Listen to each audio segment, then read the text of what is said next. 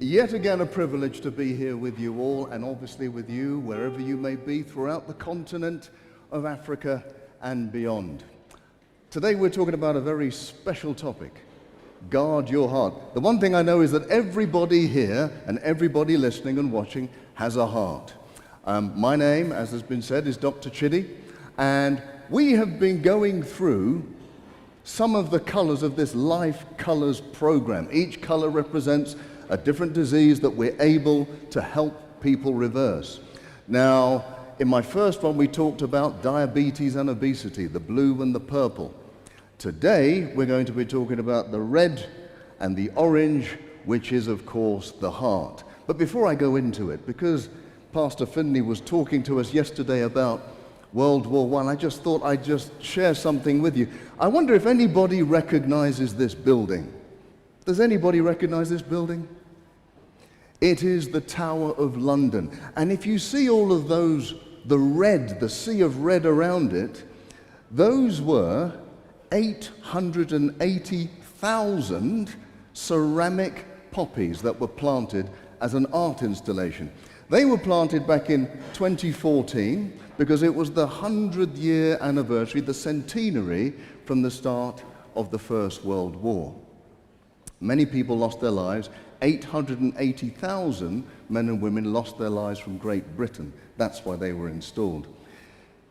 During the time, the President of the United States said, look, when the war is over, I think we should all come together so that we don't go to war again. He came up with this idea of the League of Nations. That was mentioned yesterday by Pastor Finley. And all the Europeans said, yes, we want to be part of the League of Nations, let's get involved. But when Woodrow Wilson went back to the United States, he couldn't convince the Americans to be part of the League of Nations. He wanted them to be part because he thought, look, the Europeans, they're going to take it out on the Germans, and the Americans will just calm them down a bit. So he said, look, I'm going to go around the United States, and I'm going to convince the Americans to join the League of Nations. Sadly, he had a stroke. He was unable to do anything. In fact, they say that his wife was the first female president of the United States. So what happened is that the Europeans treated the Germans like second-class citizens. They really punished them for what they did in the war. And then, of course, this gentleman came along and said, no, we're not second-class citizens. We're going to rule for 1,000 years.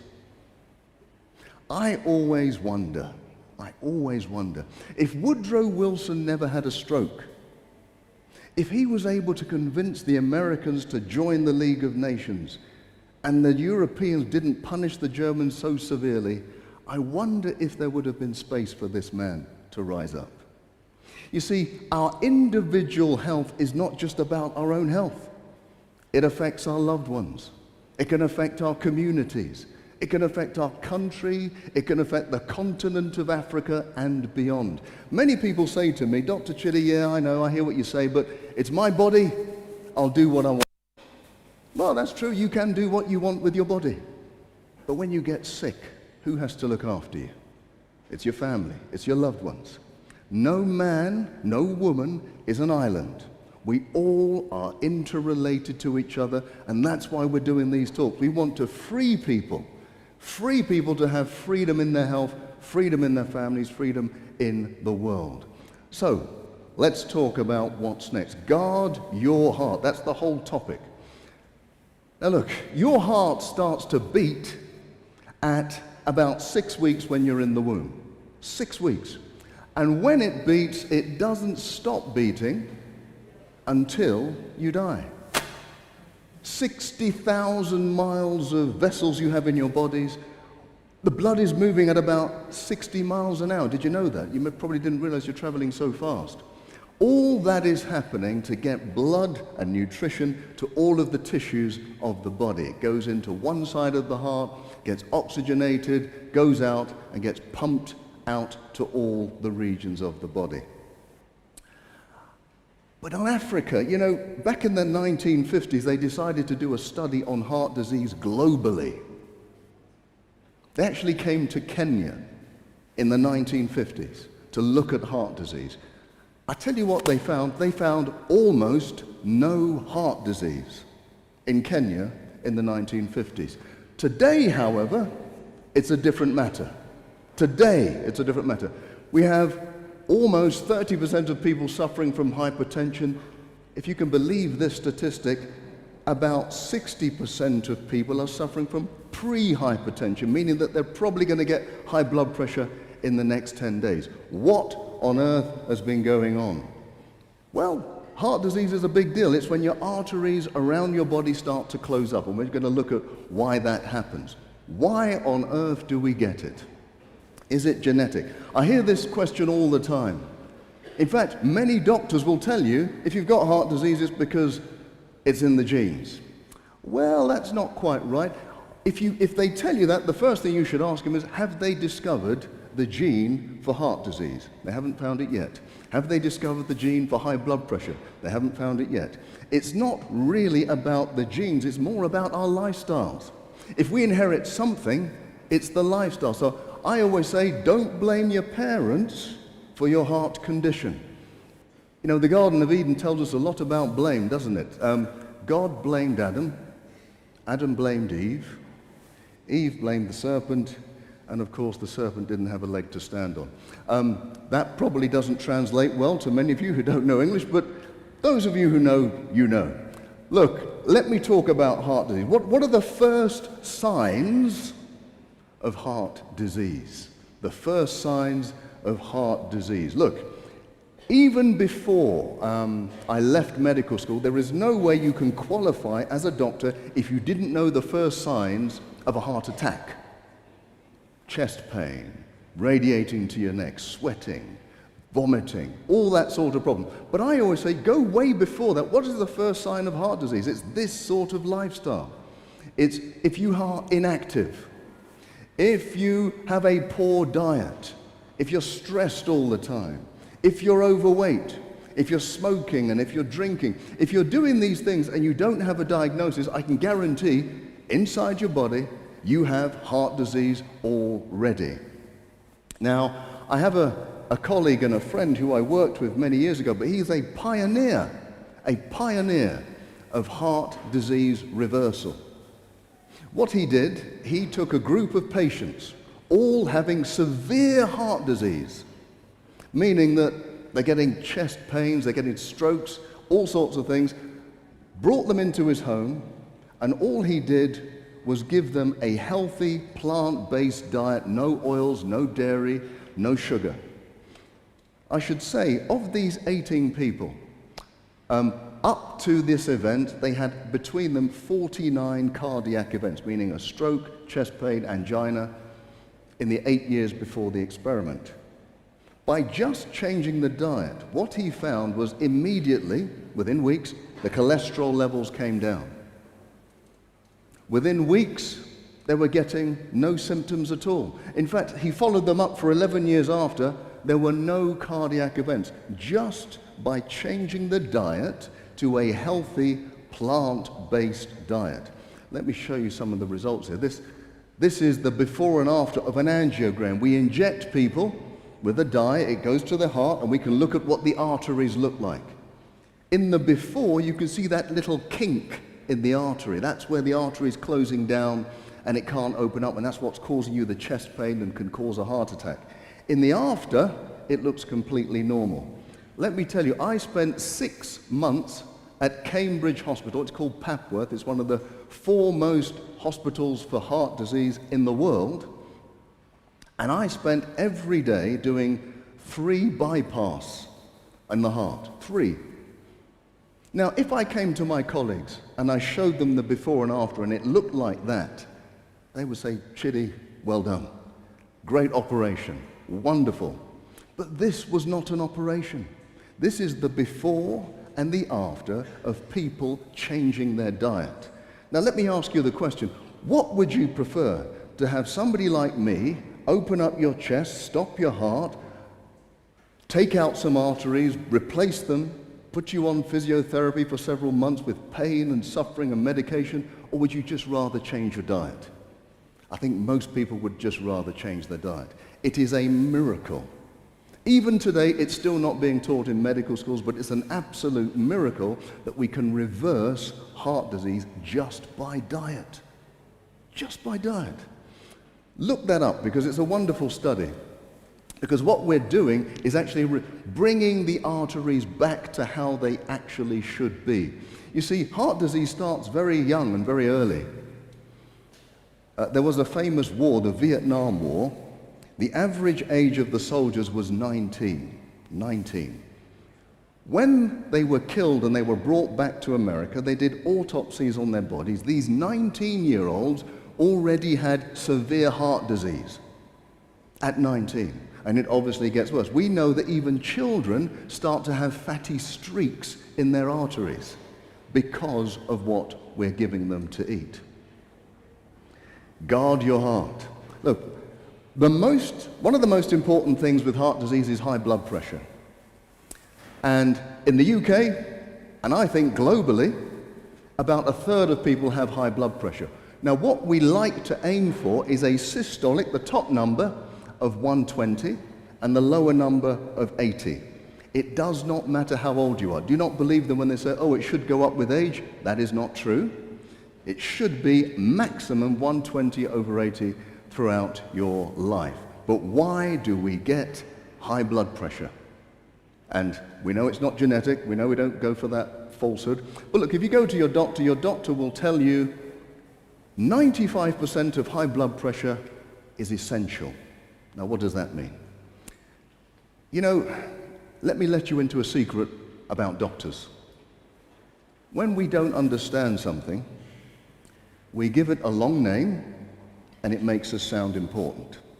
So when they say essential hypertension, what they mean is we don't know what causes high blood pressure. So 95% is essential hypertension, the doctors don't know. But they will tell you what are the risk factors for high blood pressure and strokes. You've probably heard all of this. Family history of high blood pressure, if you're African or Caribbean, if you're male or female after the menopause, obese, diabetic, if you smoke, if you have high salt in your diet, if you're stressed all the time, or if you do not exercise, a sedentary lifestyle. We know that those are the risk factors. Well, look, it doesn't take a genius to understand that the risk factors are actually the causes. Those risk factors lead to heart disease and high blood pressure. And the thing is, if you have more than one, they multiply your risk. They don't just add, they multiply your risk. So if you smoke, you're overweight, and you're stressed, your risk multiplies many, many times. But some of those risk factors don't seem fair, do they? Let's go back to them. Family history of hypertension, we've dealt with that. Look, does that mean if my mother and father had high blood pressure, I have to get high blood pressure? Absolutely not. We've said it's lifestyle that really determines our health and our longevity. What about Afro-Caribbean? Do we have any Afro-Caribbeans? Any people from Africa or the Caribbean watching here? Yes, we have quite a few. Why should it be that Africans have higher blood pressure than everybody else? Why should that be? That doesn't seem fair. Now, when I ask people, they say, oh, maybe it's because of slavery or we have a harder life. Well, no, that's not true. The answer is quite simple. The reason why Africans have a high blood pressure is because we come from hot climates. That's why our skin is dark. And because we perspire, we need to hold on to water a little bit more than Caucasians. So our bodies hold on to salt a little bit more, and where salt goes, water follows. So because we hold on to salt more, and then we have a wonderful Western diet which is riddled with salt, we become much more sensitive to salt, and our blood pressure rises more than everybody else. But the good news is you just simply have to eat less salt. If you eat less salt, your risk goes down. Now, what about the third one? Why are men having higher blood pressure than women? Well, the answer is always obvious, because men have to live with women. Isn't that the answer? No? Okay. All right, maybe not. Okay. No, the real answer is that women have this hormone estrogen in their system, and up until the menopause, it actually lowers the blood pressure. After menopause, the blood pressure goes up just like everybody else. So those are the unfair or the seemingly unfair issues. Yesterday, Sister Finley was talking about water. Water is essential for lowering blood pressure. I must say I thoroughly I took notes from yesterday's talk. I thoroughly enjoyed that talk. Water absolutely is one of the cheapest, simplest ways to lower blood pressure. Let me explain why. Anybody love swimming here? Anybody love swimming? Okay, right. More Caucasian hands up than Africans. That makes sense. You see, the continent of Africa, we excel in middle distance running, right? We do. We win all. I mean, it's rare that an African doesn't win a middle distance or a long distance race. I'm yet to see an Olympic swimmer coming from the continent of Africa, maybe sometime soon. But let me explain something. Imagine trying to swim in a swimming pool filled with honey. Can you imagine that? Swimming in honey. Imagine how hard it would be. I mean, it would probably take you a week to do a length. You'd be exhausted because it's so thick. You'd have to use so much force. Well, imagine your blood becomes thicker. The thicker your blood becomes, the more effort your heart will have to do to push it through the system. Now, what makes the blood thick? Low amounts of water. What do you have to do? Drink more water, your blood pressure comes down almost immediately. Almost immediately. That's the power of water. Okay. Now, hypertension is described as a disease. I look at it as a warning sign. Because if your blood pressure is going up, it's telling you that there are lots of things under the hood that are getting worse. So things like cancer, that's going to be caused by the stress hormones, Alzheimer's disease, anxiety, depression, irritable bowel syndrome, inflammatory bowel disease. All of these are bigger problems down the line if you don't deal with your high blood pressure, because your high blood pressure can be caused by stress, and those stress hormones, even if you get the right pill to lower your blood pressure, they're not going to deal with the cancer, they're not going to deal with the Alzheimer's. Let me show you this picture just to give you an example of what I'm talking about. This is a picture of my first car. My first car. It actually still looks quite good. That's not the actual car. My car looked a lot worse than that. I scraped up all the money I could get to purchase this car.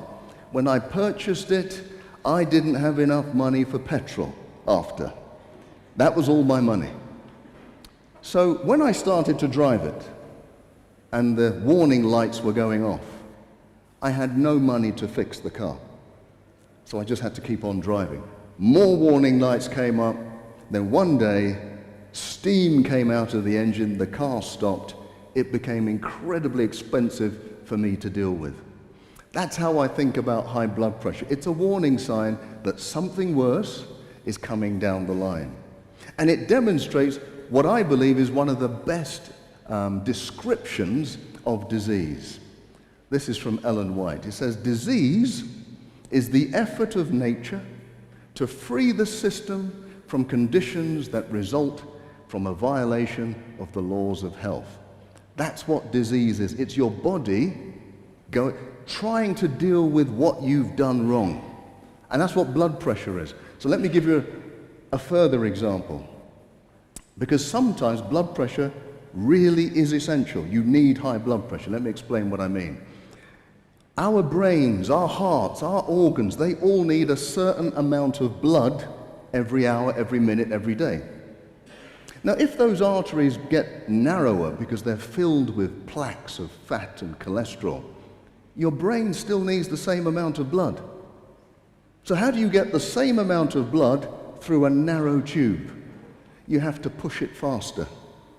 If you push it faster, the only way to do that is to raise your blood pressure, to push it faster, to make your heart beat faster. That is one of the conditions. So if you then start to remove that plaque by a healthy lifestyle, your blood pressure starts to come down, your risk starts to come down. And that is done with a healthy plant-based diet. And, you know, I would say that the key to high blood pressure, the food that I would recommend the most are greens. The darker, the better. The darker, the better. What they're able to do, they're able to cause your arteries to open up because they have a natural ingredient in them called nitric oxide. Now, nitric oxide, by the way, is the active ingredient of a drug called Viagra. Silence. Okay, nobody's ever heard of the drug Viagra, obviously. But that is the drug used for erectile dysfunction, for those of you who don't know. So greens contain the natural ingredient that will open up your arteries and allow you to have blood flowing to your brain and everywhere in your body. In fact, I hear lots of people say to me, Dr. Chidi, especially the men, Dr. Chidi, yeah, I do want to get healthy, I do want to lower my blood pressure, but don't give me rabbit food, please. Well, the one thing I know about rabbits is that they do not need Viagra. I'm going to move on. Okay, fantastic. In fact, let me say this, because erectile dysfunction is a very important point. And for the men in the audience, and even your wives or everything, please listen. When you get one episode of erectile dysfunction, one episode, your risk of having a stroke or a heart attack increases to 1 in 4 in the next 5 years. I'll repeat that. So if you have one episode of erectile dysfunction, you have a 25% chance of having a heart attack or a stroke in the next 5 years. So when you get that episode, don't just go for the pill. What you should do is go for reversing that disease so that you will improve your blood flow throughout your body. Fantastic. Now, you can't talk about blood pressure without talking a bit about exercise. I will be dealing with more exercise later in the week. And the truth is, you should exercise, but do the best exercise you can. Do the exercise that you enjoy the most. I would say, though, if you have high blood pressure, you shouldn't do strenuous exercise. No weight training, no strenuous running, walking, swimming, cycling is absolutely fine, because it will peak your blood pressure if you do too much exercise. So just go for a walk every day, at least for an hour. That is the way you can reverse your high blood pressure. So let's go back to where we began.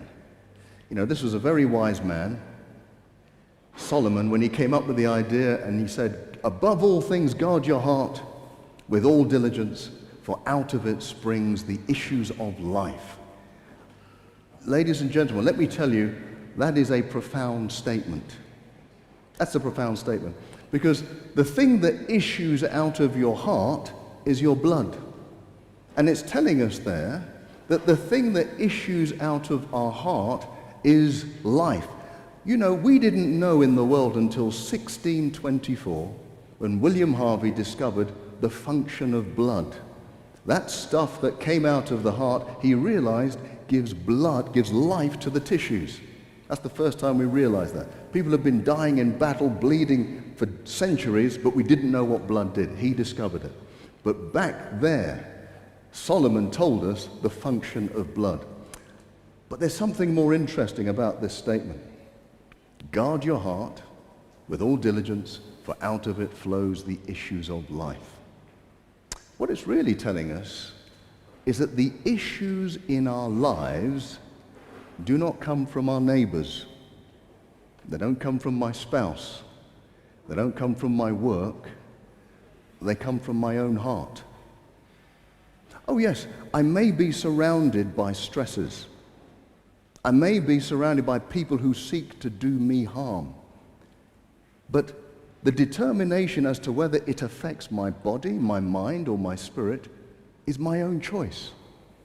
It comes from my own heart. So if we really want to guard our hearts physically, absolutely, we can do that with the diet and the lifestyle. We will be talking about stress and depression later in the week, or probably next week. But if we really want to guard our hearts, what we're really going to have to do is take time to forgive, to understand, to let go of issues that are causing us stress beyond belief. We're going to be talking more about that throughout the week. Look, I'm going to be doing, actually, consultations this week. Tuesday and Thursday this week, I'm going to be here between the hours of 2 and 4, and we're opening it up for anybody to come with any problems that they have. I'm happy to do so. Now, some of you may be in Rwanda or Nigeria or South Africa. You may not be able to get here. I think you can see my details that you can contact me or follow on Twitter or Instagram, and you'll see lots of advice on how to combat many of the things that we're doing. Now, tomorrow you'll have the delightful Sister Finley. I will see you the day after. Have a good evening.